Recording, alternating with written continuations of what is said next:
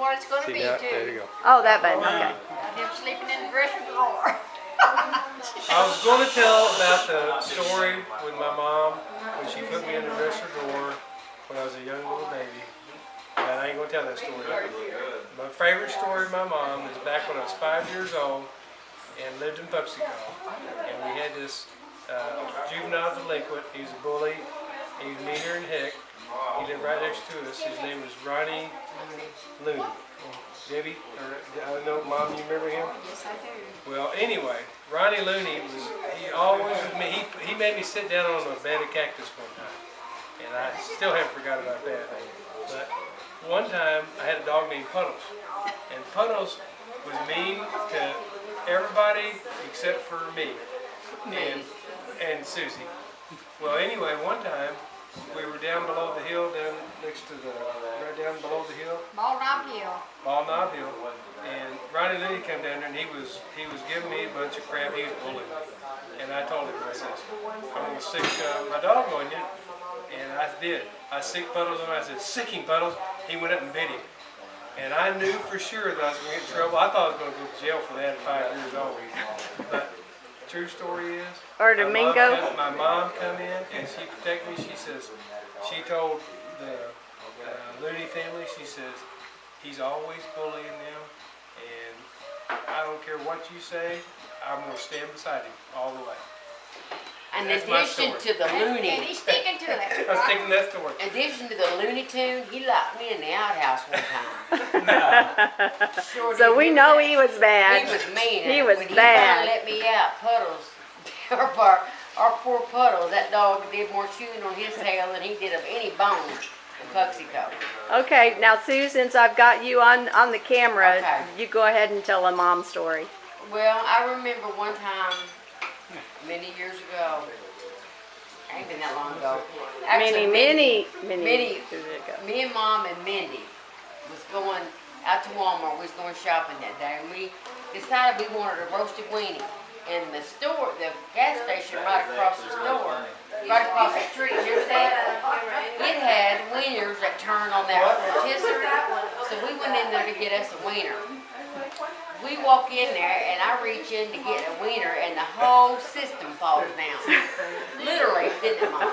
It just fell apart. Fell and crash, bang, bam, and the cashier never even looked over.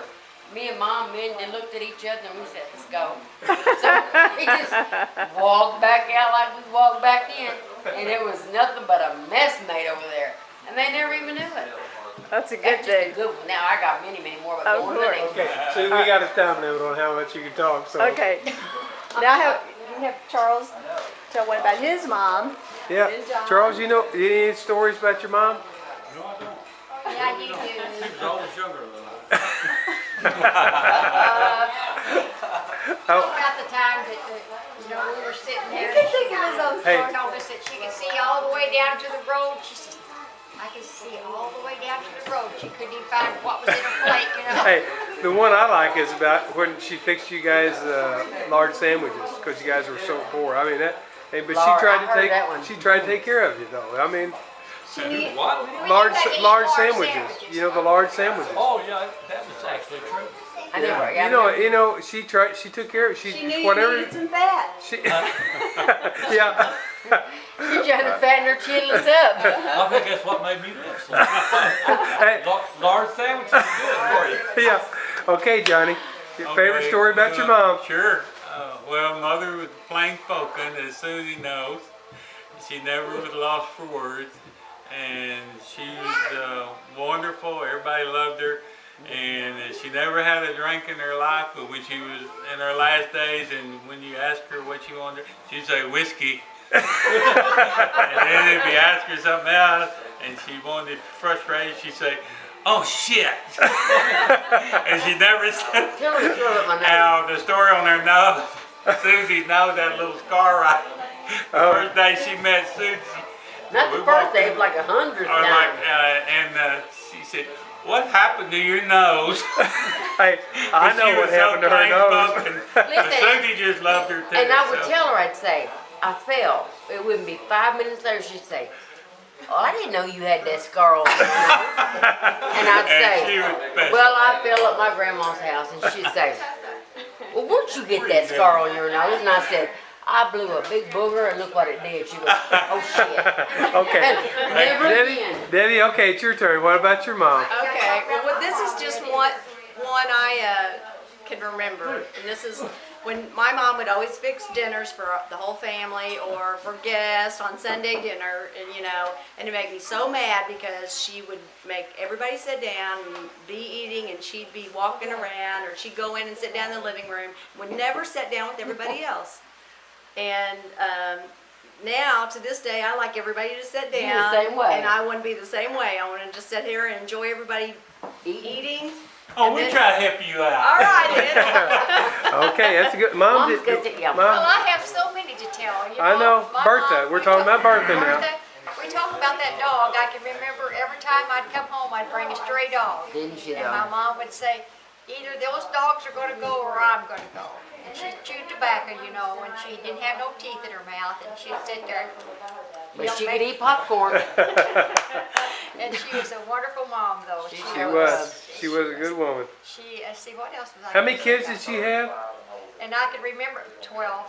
And I can remember going over to see her, and she would already be in bed, the sun still be shining bright. We'd have to knock on the door to get up and let us in. Her hours was kind of like Mom and them's getting this breakfast at 5, dinner at 10, supper at 4, and bed at 6. I think I picked that up. Okay, Chelsea, it's your turn. Yeah, it is your turn. Yeah, you're next. You're next. Tell your favorite story about your mom. Well, the only one that I can think of that's positive right now is whenever I got pregnant with Riley, I went to my mom and told her, and she yelled at me and told me my life was over, and then literally 2 minutes later she came and found me and asked if we could go buy baby clothes. Have they told you what? Asked if we could go buy baby stuff. Oh, really? Yeah. So she really was excited, though. Yeah, she had like a 2-minute rebound rate. She was pissed 2-minute at rebound. us, 2 minutes. Hey, that's good. So, Whitney, I remember the time that can I say that you look like Philip Phillips? Can I say that for the record?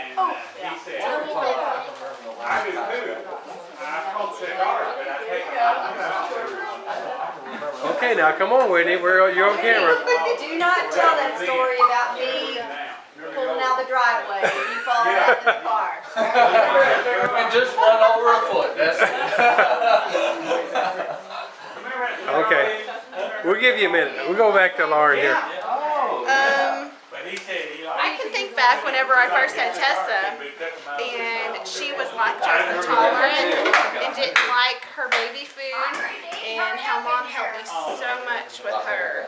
She put her on her legs and patted her to sleep, and I was in tears because I couldn't get her to stop crying.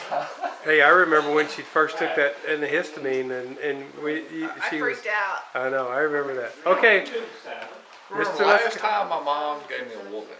I can't remember, maybe 6, 7, but I went to a skating party. Well, I was supposed to be home around 9 or 10. I think I got home around 11 or 12. And she sat there, made me, like always, I'd go outside to a tree, find a little switch I would. And then from there, she went to whooping, and I just sit right there and just let her whoop and just laugh and just went to sleep. all And right. that was my last whooping. That's what. Okay, Tessa, what's yours? Riley first. Are you? I know. What's your best story about your mom? Okay, I think we're going to Whitney then. I've got 100 stories I could tell about my mother, but the top 4 that I can think of were her throwing me out of the car, pulling out of here in a Ford Explorer. Second one was, there was a good time when she spanked me out in the front yard, and I realized Mom's whoopings didn't hurt that bad. And then there was another good time where Mom chased me upstairs, and I hid under Lauren's bed, and I realized that Mom was going to give up if I ran faster than her. Hey, good story. Hey, good story. Thanks.